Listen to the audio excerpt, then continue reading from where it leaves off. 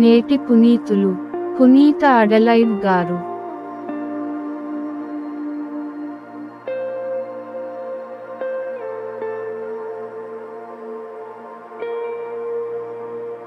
ఏలియా వారి యొద్దకు వచ్చెను. శనివారం, డిసెంబర్ 16, 2023. మొదటి పఠనం. సీరా పుత్రుడైన యేసు జ్ఞాన గ్రంథము 48వ అధ్యాయం 1-4 మరియు 9-11 వచనాలు. ఏలియా నిప్పమంట వలె పొడచూపెను, అతని పలుకులు దివిటి వలె మండెను. అతడు కరవును కలిగించెను.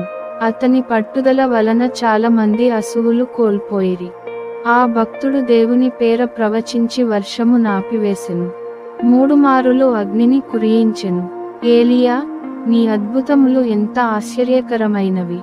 అట్టి కార్యములను ఇతరులెవరైనా చేయగలరా?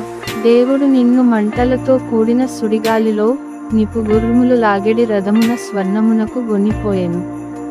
నీవు నిర్ణీత సమయమున తిరిగివచ్చి హెచ్చరికలు చేసెదవని, దేవుని కోపము ప్రజ్వరిల్లక ముందే దానిని చల్లార్చెదవని, తండ్రులకు కుమారులకు రాజీ కుదిర్చెదవని, ఇశ్రాయేలు తెగలను ఉద్ధరించెదవని లేఖనములు నుదువుచున్నవి.